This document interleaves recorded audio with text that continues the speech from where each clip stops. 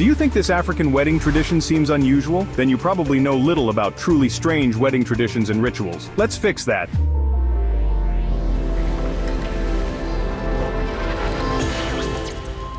Imagine walking down the aisle in your perfect wedding dress, glowing with happiness, only for your father to spit on your head and chest right before you leave for your new home. Sounds unbelievable, right? But for the Maasai people of Kenya, this is a long-standing wedding tradition, and it's actually a blessing. The Maasai believe that spitting is a sign of good fortune and respect. In their culture, elders often spit on their hands before shaking someone else's as a gesture of goodwill. So when a bride is about to start her new life, her father gives her a final blessing in the form of spit. This is meant to bring her luck, fertility, and a happy marriage. But it doesn't stop there. As she leaves with her new husband, she is not supposed to look back. Turning around is believed to bring bad luck, almost like she's refusing her new life. Instead, she must walk away carrying her father's well wishes and his spit into her future. To outsiders, this might seem shocking, even uncomfortable. In most places, spitting is considered rude or even offensive. But in Maasai culture, it's one of the highest forms of respect. And let's be honest, compared to some of the other wedding traditions out there, a little spit might not be the worst thing to deal with. Now, while some brides get a final blessing of spit before heading off to their new life, in Mauritania, the wedding preparation starts much earlier, and in a way that might surprise you. Here, in certain regions, young girls are sent to fat farms, where they are force-fed enormous amounts of food. The goal? To gain as much weight as possible before marriage. This practice, known as leblu, comes from the belief that a fuller figure is a sign of wealth, beauty, and fertility.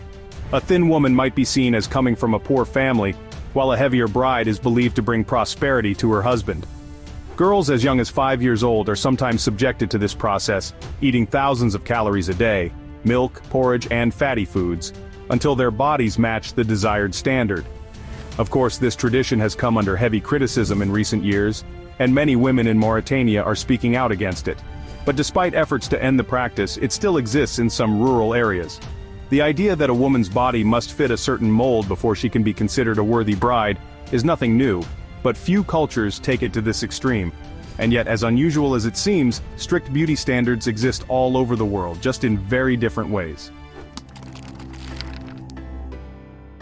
Now, picture a wedding where joy fills the air, music plays, and guests break into dance to celebrate the couple's new life together. That's how most people imagine a wedding, right? Well, not in Congo. Here, at traditional weddings, the bride and groom are not allowed to smile, not even a little. In many Congolese communities, getting married is seen as an incredibly serious commitment. So serious that smiling, laughing, or showing excitement is completely forbidden during the ceremony and reception. The newlyweds must sit in stone-faced silence while their friends and family party around them. Even during the most joyful moments, they have to remain completely composed. The idea behind this rule is that marriage is not just a celebration, it's a huge responsibility. If the couple laughs and jokes too much, it might seem like they don't respect the lifelong commitment they're making. So instead they sit there expressionless, watching as everyone else enjoys their big day. It's the complete opposite of what most people expect from a wedding. But for the Congolese, it's a sign of maturity. And yet, compared to what's coming next, a silent and serious wedding might not seem so strange after all. Because in India, some weddings don't just involve human couples, they involve frogs. A wedding without smiles might sound strange, but what about a wedding where neither the bride nor groom is human? In parts of India, people actually organize weddings for frogs. Yes, real frogs. And these ceremonies are just as elaborate as human weddings, complete with traditional attire, blessings, and even a wedding feast. This isn't just for fun. Frog weddings, known as Manduka Vivaha, are performed in certain regions, especially during droughts. It's believed that marrying two frogs pleases the rain gods and brings much-needed monsoon showers. The idea comes from ancient Hindu beliefs that frogs symbolize fertility and the arrival of rain. When the skies refuse to open, people take matters into their own hands by giving two amphibians the most extravagant wedding of their little froggy lives. The ritual follows traditional Hindu wedding customs. Priests chant prayers, guests throw rice, and sometimes the frogs are even sent on a honeymoon before being released back into the wild. While it might sound ridiculous to outsiders, for those who believe in it, this is a powerful way to reconnect with nature and seek divine intervention. And believe it or not, frogs aren't the only unexpected partners in Indian wedding traditions, because in some cases a bride's first marriage isn't even to a person. In many cultures, people turn to astrology for love advice. But in India, certain astrological signs are believed to bring bad luck to a marriage, so much so that a person might need to marry a tree before they can marry a human. This happens to people who are born under Manglik Dosh, an astrological condition that is thought to bring misfortune, especially to a spouse. To remove the curse, the affected person, usually a woman, must first marry a tree in a full-fledged wedding ceremony. This is supposed to absorb the bad luck, making it safe for the woman to marry a human afterward. The ritual usually involves a banana tree, peepal tree, or even a clay pot, depending on the region. After the marriage, the tree is either cut down or ritually discarded, symbolizing the end of the curse. While many younger Indians reject this tradition today, it's still performed in some areas. For those who follow it, marrying a tree is a small price to pay for a happy future. But wedding traditions aren't always about fate and astrology, sometimes they're just plain painful.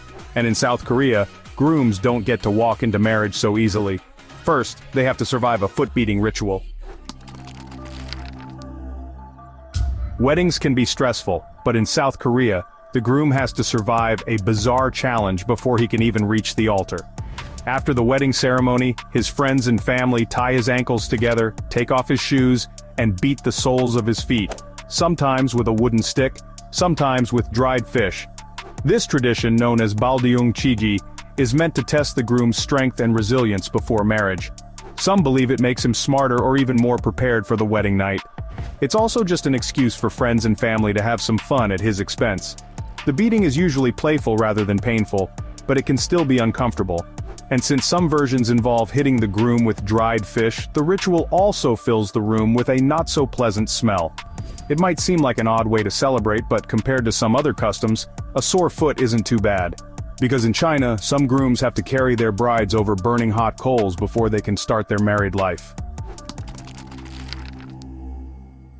In many cultures, it's tradition for a groom to carry his bride over the threshold of their home, but in some rural areas of China, this act is taken to the extreme.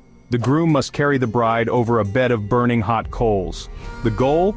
To ensure that their life together is filled with good luck, strength, and endurance. It's also believed that if a man can carry his wife over fire without showing pain, she will have a smooth and easy childbirth.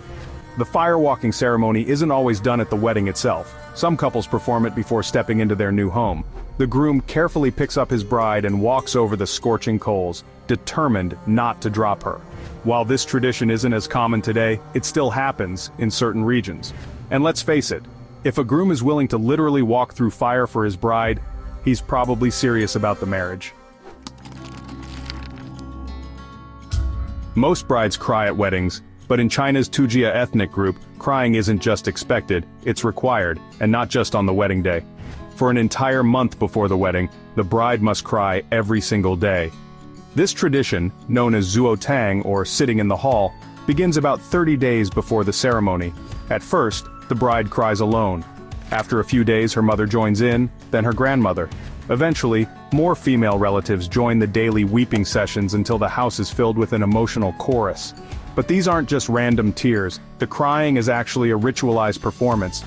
The women don't just wail, they sing a special kind of weeping song, expressing sorrow, gratitude, and even excitement for the bride's future. The idea is that the more the bride cries before the wedding, the less she will cry in her married life. Historically, it was also a way for women to protest arranged marriages without openly defying their families. For outsiders, this might seem like an extremely dramatic way to prepare for a wedding. But in Tujia culture, tears are a sign of love, appreciation, and respect. And speaking of strange wedding preparations, in Scotland, brides don't cry before the wedding, they get covered in filth. Imagine walking into your wedding day covered in rotten eggs, spoiled milk, fish guts, and ashes. That's exactly what happens in Scotland's blackening of the bride ritual, a messy, smelly, and completely bizarre pre-wedding tradition. This chaotic event takes place a few days before the wedding. Friends and family ambush the bride and sometimes the groom, tie them up, and dump a revolting mix of food waste, mud, and whatever else they can find all over them. After being drenched in filth, the bride is then paraded through town for everyone to see. The origins of this tradition are a bit unclear, but the idea is simple. If you can survive the blackening, you can survive marriage. It's meant to toughen up the couple and prepare them for the challenges of married life. In the past, it was also believed to scare away evil spirits that might bring bad luck to the marriage. While modern brides aren't always thrilled about it, the blackening is still practiced in rural parts of Scotland.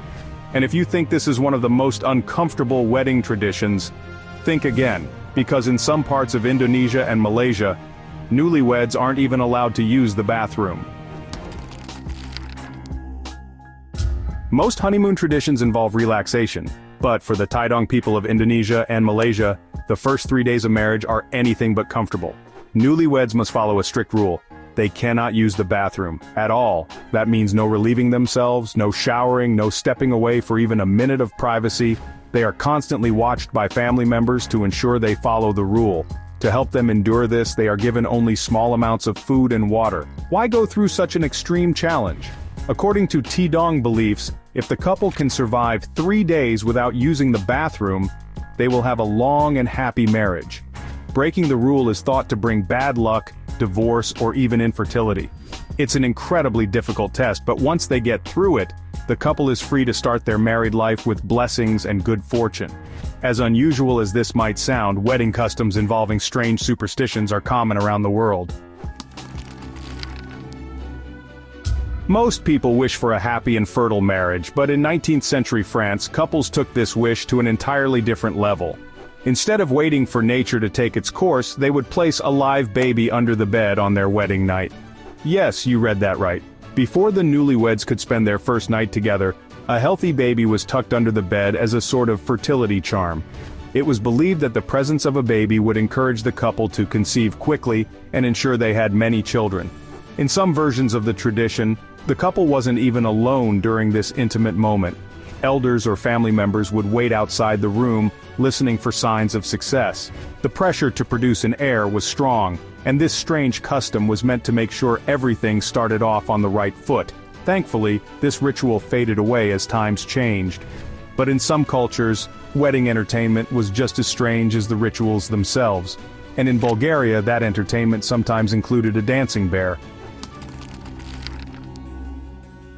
Weddings are supposed to be joyful celebrations, but in historical Bulgaria, the star of the show wasn't the bride or groom, it was a trained bear. That's right, a real bear, dancing at the wedding. For centuries, certain communities in Bulgaria, particularly among the Roma people, trained bears to perform at weddings and other celebrations. The bear, usually led by a handler, would move to the rhythm of traditional music, delighting guests and bringing good luck to the couple. Some believed that a bear's presence would protect the marriage from evil spirits, while others simply enjoyed the spectacle. Of course, today this practice is considered cruel and has been banned. Many former dancing bears now live in sanctuaries where they can roam freely, but for a long time a bear at a wedding was a common sight in Bulgaria, and while this may seem extreme, some wedding traditions go even further, because in Tibet, a wedding wasn't complete without drinking from a human skull. Weddings often include toasts to the couple's future, but in ancient Tibet, newlyweds didn't sip from fine glassware, they drank from a human skull. This unusual tradition was rooted in Buddhist tantric rituals, where drinking from a kapala, a skull cup, was thought to remind people of life's impermanence. In wedding ceremonies, the skull cup was used to symbolize the couple's connection to past generations, and their acceptance of the cycle of life and death. The drink inside the skull was usually wine or another ceremonial beverage consumed as a sacred offering. While this practice is rare today, kapalas are still used in some Tibetan rituals, especially by monks. To outsiders it might seem morbid, but for those who followed the tradition, it was a way to show respect for ancestors and the spiritual journey ahead. And while this custom involved drinking, in medieval Germany, the most important wedding ritual involved a battle over a goose liver. Today, wedding games are lighthearted fun, but in medieval Germany, one of the most important wedding competitions involved a dead goose and a test of strength. At traditional weddings, the groom and his male relatives would compete in a tug-of-war, but instead of using a rope, they used a goose liver. The contest was simple. The men pulled on opposite sides of the slippery liver, and whoever got the larger piece was believed to have the most power in the couple's future household.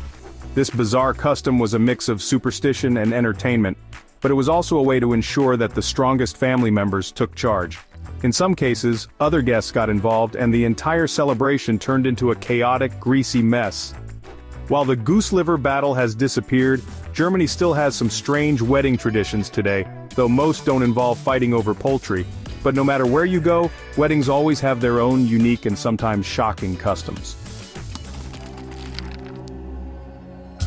Weddings are expensive, and in some cultures, guests don't just bring gifts, they pin cash directly onto the bride and groom. This is the heart of the money dance, a tradition popular in the Philippines and Mexico, where guests shower the newlyweds with money, literally. During the reception, the bride and groom take turns dancing while friends and family attach money to their clothes using pins or tape. In the Philippines, men usually pin bills onto the bride's gown, while women pin money onto the groom. In Mexico, guests may also slip cash into special sashes worn by the couple. The money dance serves two purposes. It's a fun way to celebrate, and it helps the couple financially as they start their life together. The more money they collect, the more prosperous their marriage is believed to be. Some guests even compete to give the biggest bill or pin money in the most creative way. While it might look unusual to outsiders, the tradition is a sign of love and support. Instead of just giving a wedding gift, guests get to personally contribute to the couple's future. But not all wedding traditions involve money. In Indonesia, some couples plant trees instead of exchanging rings. Most weddings include an exchange of rings, but in some parts of Sumatra, Indonesia, couples trade something much more meaningful: trees. Instead of slipping a gold band onto their partner's finger, newlyweds plant saplings together, symbolizing their growing love and commitment. This tradition is deeply tied to environmental and spiritual beliefs. The tree represents strength, stability, and the ability to weather life's storms. It also serves a practical purpose. It helps fight deforestation and contributes to a healthier planet. Some communities even have rules requiring couples to plant a certain number of trees before they can be officially married. The practice has gained popularity in recent years, especially among couples who want an eco-friendly wedding. Instead of a ring that might sit on a finger forever, the tree grows and thrives along with the marriage. While planting a tree is a quiet and symbolic act, some wedding traditions are much more interactive, like in Sweden and Denmark, where guests kiss the bride or groom whenever the opportunity arises. At most weddings, the only major kiss is between the bride and groom. But in Sweden and Denmark, weddings are a non-stop kissing frenzy. Here's how it works. Whenever the groom leaves the room, all the male guests rush to kiss the bride. And whenever the bride steps away, the female guests line up to kiss the groom. It's all done in good fun, and there's no limit to how many times it can happen throughout the evening. On top of that, in Sweden, there's another kissing rule. If guests start tapping their glasses with silverware, the couple must stand on their chairs and kiss. If they stomp their feet on the floor, the bride and groom have to crawl under the table and kiss there. While it might seem chaotic, this tradition is meant to keep the party fun and interactive. Instead of just sitting and watching, guests get to actively participate in the celebration. But some wedding customs go beyond fun and games. In Fiji, the groom has to present a very special and very rare gift to prove he's worthy of marriage. In most places, a wedding proposal involves a ring. But in Fiji, a man must present something far more valuable: a whale's tooth. Known as a tabua, this polished tooth of a sperm whale is one of the most sacred and prestigious gifts in Fijian culture. A groom must offer a tabua to the bride's family as part of the traditional dowry process. If the family accepts it, the marriage is considered blessed. Tabua are not just given at weddings. They are also used in important negotiations, funerals, and political agreements. In the past, collecting them was extremely difficult, which made them even more valuable. Today, due to conservation laws, tabua are usually passed down through generations rather than being taken from new whales. For Fijians, the exchange of a whale's tooth is not just about money or status. It's a deep symbol of respect, honor, and commitment. While the idea of gifting a whale's tooth might seem strange to outsiders, it holds the same emotional weight as a diamond ring. And when it comes to wedding traditions, it's just one of many ways that cultures around the world express love and devotion. In many parts of India, the Middle East, and North Africa, Brides don't just wear jewelry to their wedding, they wear intricate henna designs on their hands and feet. This tradition, known as mendi, is one of the most beautiful pre-wedding rituals in the world. The henna paste made from dried leaves is applied in elaborate patterns, often taking hours to complete. The designs can include flowers, paisley patterns, or even the groom's name hidden within the artwork. The deeper the color, the stronger the marriage is believed to be. While brides in many cultures get pampered before their wedding, in Tamil Brahmin weddings in India, grooms must shave their heads completely bald. This ritual, called Kashi Yatra, is a sign of purity and spiritual renewal before marriage. Traditionally, the groom is supposed to symbolically renounce worldly pleasures and set off on a pilgrimage. But before he can leave, the bride's father stops him, offering his daughter in marriage instead. The groom then accepts, and the wedding preparations continue. This ritual is deeply tied to Hindu traditions, where shaving the head is seen as a fresh start, free from ego and attachments. In some cases, the groom also takes a ceremonial bath in holy water to complete the purification process. Though many modern Tamil weddings skip this step, some families still follow the custom as a mark of tradition and respect. That's about it. Write in the comments which wedding tradition surprised you the most. For more useful information, watch other videos.